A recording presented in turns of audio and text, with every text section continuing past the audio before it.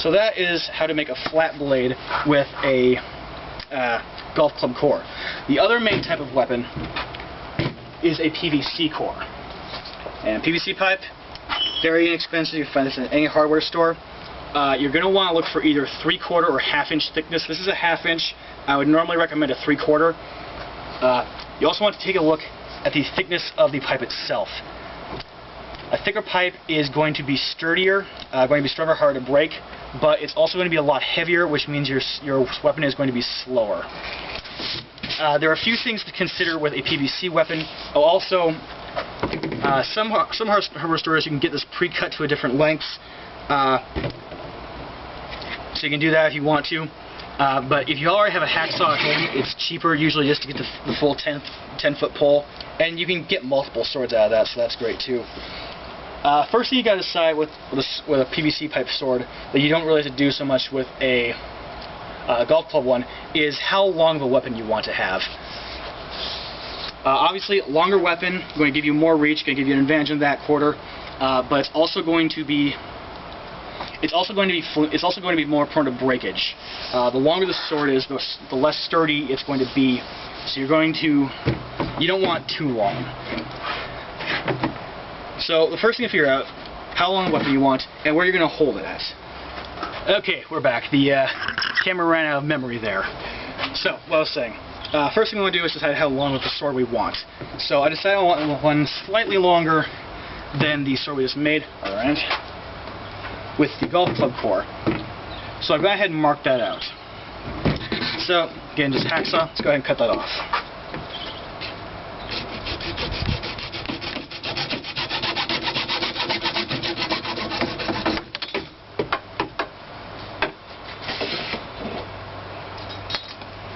Alright. Once again, we're going to go ahead and file that down a bit.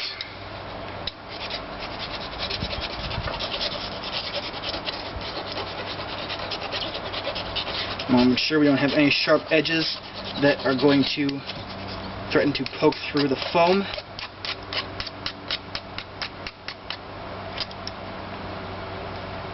Okay. Other end, double check. Nope, didn't file this after the last time I cut it.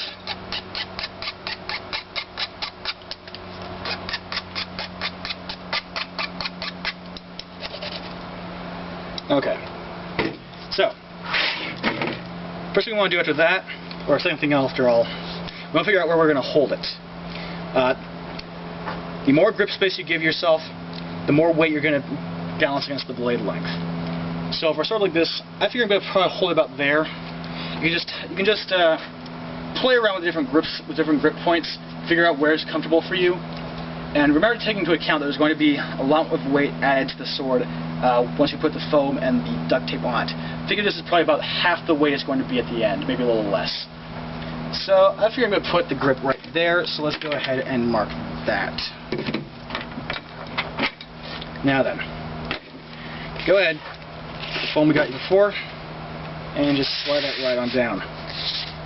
But unfortunately, cutting off that bit for the other sword has left us with not quite enough. So we're going to go ahead and move it up like this. The grip's going to be a little longer than we originally thought. That is no problem at all, really.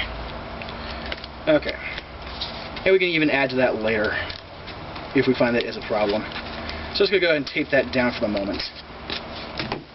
Again, you want to try to minimize how much duct tape is going to go into the construction of this thing, because that is going to be a fair amount of the weight. Now, the easiest way to put the second layer of foam on this, you want to have 2 layers of foam on the striking surface, is just to take a larger size of the insulation foam, split that down, open down the pre-perforated seam, and just wrap that around. Main problem with that, it's not going to go all the way around, so you're going to need a second piece. Also, it's going to be heavier than is necessary, so you're going to have a slower weapon. And aesthetically, it doesn't look as good, I don't think. So what we're going to do is simply set that aside. Go ahead and mark this down the middle.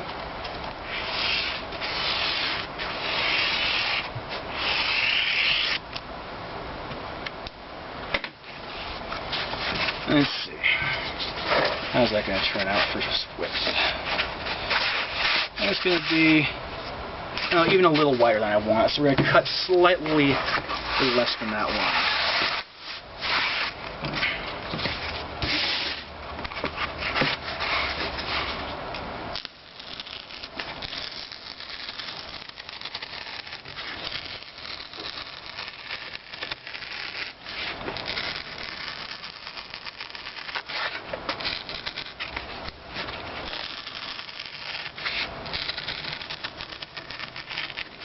Okay, so now I got a piece.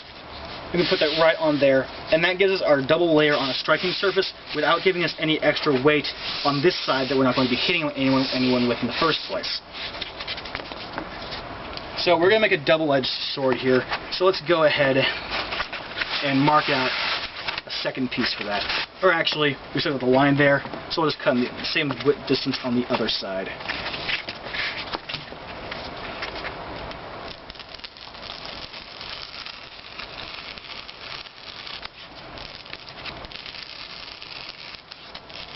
My line is not absolutely straight here, but again, that's not a huge deal here. It's going to be perfectly serviceable anyway.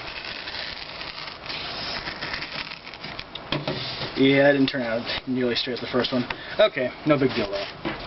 So now we got our two sword edges, and since they're a bit longer, we'll go ahead and move them down, and yeah, that'll give us about where I wanted the grip at before anyway. So one on either side. Go slightly higher than that because that's going to tape down to an incline. And then we can go ahead and tape those down. Actually, let's tape them in place with the side right now. Okay. Sure, that's about even. Okay, good. Now we'll go ahead, put another piece up around the top to hold that in place while we work.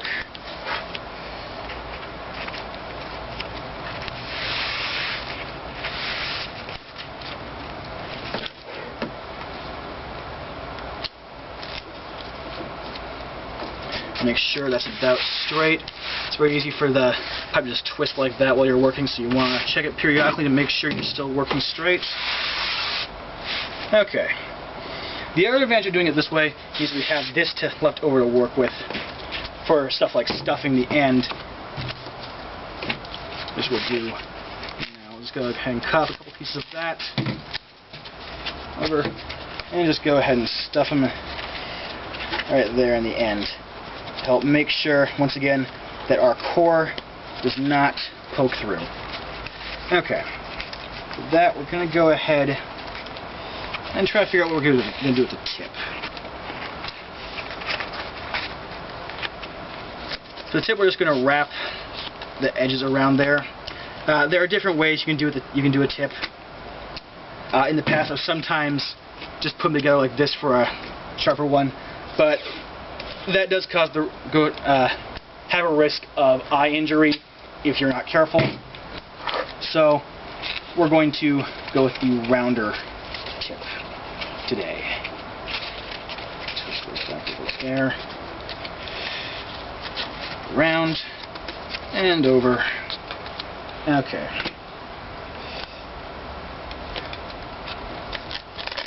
Come on now, look at me here.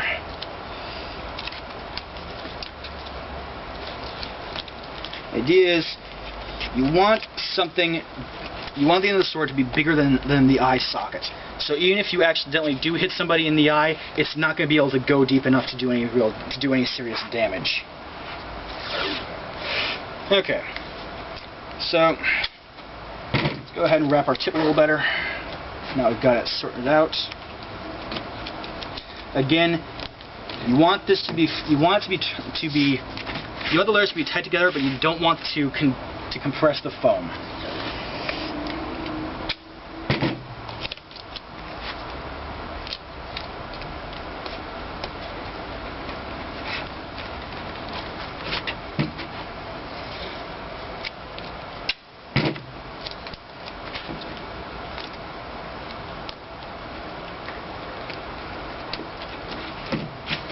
Okay, and then once again we're just going to tape all the way down at the end.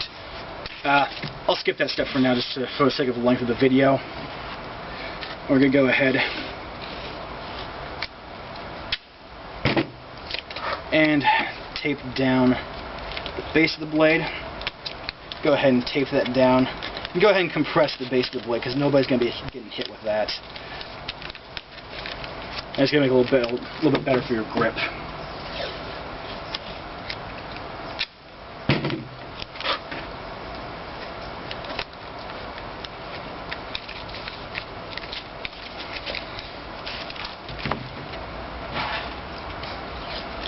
I forgot to put tape on the end of the pipe. Silly me. Okay. Now again, we're going to want to put a cap on the hilt, on the pommel end. Even more important with the PVC pipe because it doesn't have the rubber already there. So, let's see. How can we do this? Let me just wrap this a few times. Is that going to give me the sturdiness I want? Let's go ahead and move it down a little bit.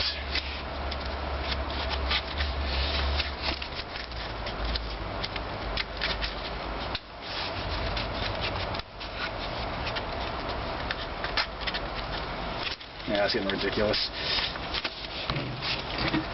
Okay, so let's just do this.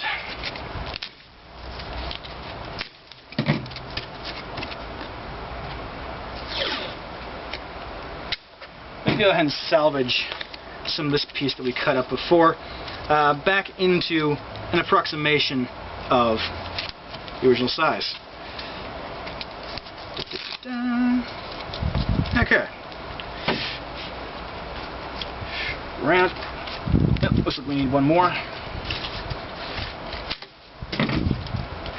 Get back here. We're not done with you yet. Okay. The pommel is not quite as important as the construction of the blade because you're not going to be purposely hitting anybody with it, but you still want to make sure that you're giving yourself good protection there for your sake and for anybody who happens to get behind you at the wrong time. Stuff a couple pieces down in there, and then just gonna wrap these pieces over like we did with the other end.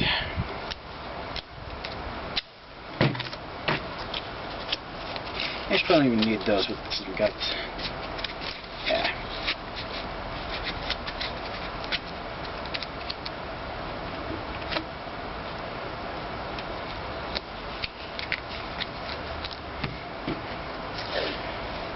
That's going to give us a fair amount of counterweight for the blade, which is going to be helpful.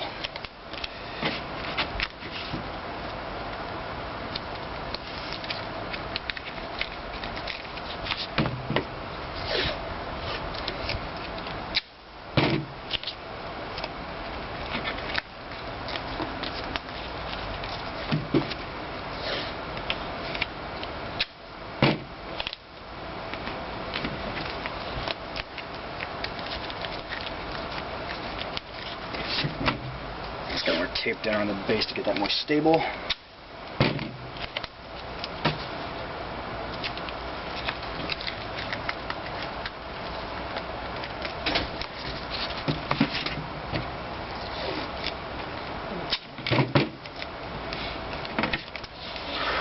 And was I doing that entirely off camera?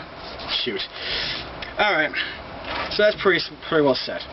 One other thing that we could do, we could take the rest of this and cut that in half, do all the divots out, and we could make a little handguard there. That's mostly just going to be aesthetic. It's not going to have the strength to actually stop a blow. And in Boffing combat, most of the time, blows to the hand aren't counted anyway. Just because they're going to happen so often, we just assume that you're wearing a gauntlet or whatever.